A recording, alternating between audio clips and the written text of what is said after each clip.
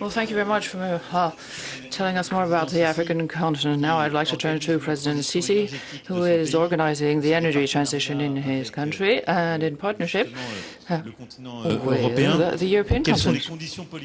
So which are the necessary conditions for successful impact, and how you see we can articulate fighting against poverty in a country which has 105 million inhabitants, an increasing and rapidly increasing demography, and which is conducting this energy transition?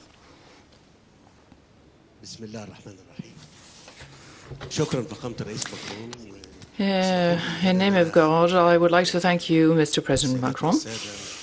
First of all, allow me, ladies and gentlemen, to express my sincerest thanks to President Macron for organizing this conference. I would also like to thank the President for his friendship, for his unflinching support to Egypt. This comes as no surprise to us, since France has always been alongside Egypt, and we would like to thank you, President, and thank France for it. So my speech will be slightly different from that of others, and I hope you will forgive me for expressing myself in a different way. I took part in the climate summit in 2015 in Paris, and at the time, and I apologize once again if I speak very openly to you I have no intention of pointing my finger at anybody in particular. I'm just saying that in 2015, there was a driving force here in Paris in the framework of the climate summit. And at the time, we had allocated $100 billion, and those funds were allocated by developed countries, and they were allocated as a contribution from those countries to climate action in developing countries, and this on an annual basis.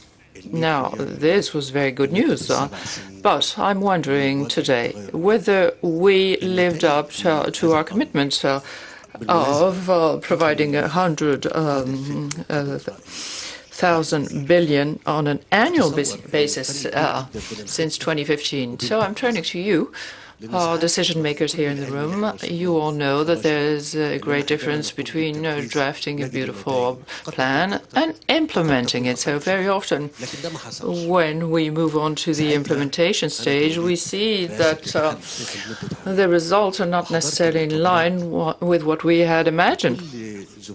For 2 years, I took part in several conferences and summits, and all of this I did with all of my African colleagues. We went to Yemen, to China, to India.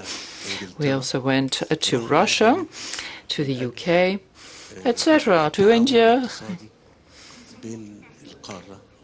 We went all over to attend conferences and to be the apostles of this cooperation with the African continent, and namely with the industrial countries moving ahead pretty fast.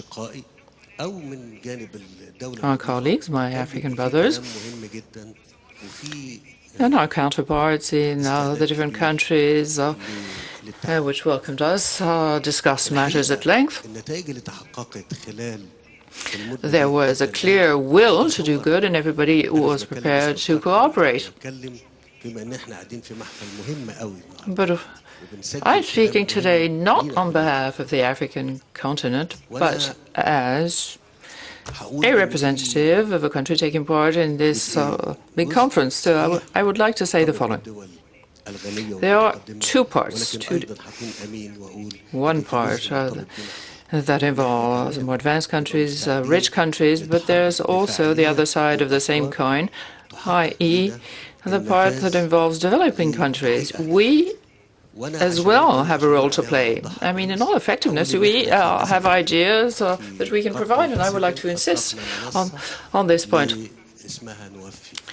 During COP27, we had drafted a new platform We set it up. Germany, the US, and Denmark accepted to fund $10 million. This would allow us to cover 42% of our energy mix. So we have set up a partnership with developing countries and advanced countries, but this doesn't prevent us from coming up with good ideas to find a solution to our problems. So I'm just telling you what we did so far. One of President Schulz's advisors also worked with us on a project of having an electric train. This was part of the Sustainable Development Project and in the framework of Actions for the Climate. So this was part of finding new means of transportation that are either less polluting or non-polluting.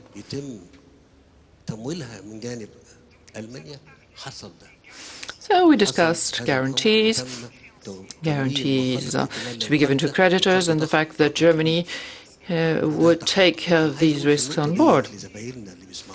Germany accepted, and that was made possible because of this contribution given to us by Germany. We were able to set up the project. So this is a dynamic project that needs to keep going, and that we all need to take part in. Developed countries keep trying to advance and hope for a better development. So I'm asking myself the question, is the challenge we're facing clear to all of us? We've seen when the world realizes that we had a challenge in common, i.e. the COVID pandemic, that we mobilized ourselves all together, and we saw how the measures implemented were effective to fight the pandemic. So when the danger is well defined and the challenge is spelled out, this allows us to advance more effectively. Let me give you our example in Egypt. I'll be very brief. Generally speaking, we hear many promises, and leaders in our developing countries are used to promising a better world and whenever there are upcoming elections. But I did the exact contrary. I promised my people to work day in, day out, and to keep on working, and I will only be happy when we will have inaugurated a project, when we will have implemented it. Allow me to conclude, Mr. President, by saying the following now. Leadership is all about responsibility.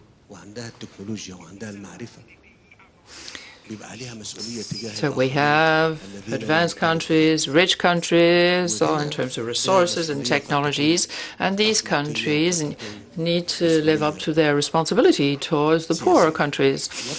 So we're talking about an ethics-based responsibility and even a political responsibility. So as for the topic we're discussing today, at the time we had talked about 100 billion in contributions. That was in 2015. So I turned to the President of the European Union and I made the following offer. We have a suggestion to set up a fundamental infrastructure on the African continent, and the improvement of this infrastructure will be key to our success. So I had said that there would be, for example, an amount allocated out of those 100 billion, a given amount allocated to the African continent. So I said, no matter what the amount is, but we want not it to be in terms of donations. These funds need to be allocated in other ways as well. and this amount needs to be allocated to projects. So I invited German companies, for example, to come and take stock of the situation themselves and to see in what kind of projects these amounts, the amounts were going to be allocated in infrastructure projects, for example, no matter what the amount would be. So French companies need to see as well where the money was going to go, what it would be invested in, and this goes for any other countries, China and any other advanced countries. So believe me, we often mention human rights, and I fully agree on how important they are.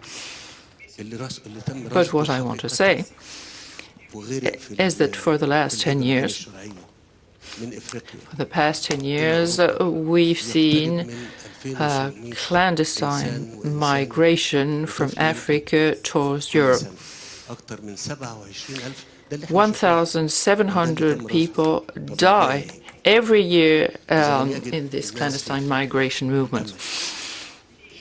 Women, children, they were forced to migrate because there was no hope for a better life in Africa for them. So if this carries on, they will carry on trying to migrate towards Europe. In Egypt, we have 9 million people we welcome every year into our country. And I would like to thank you because France has always provided an important contribution to all of these important topics. So I thank you once again, and I apologize if I was too frank in my speech. Thank you.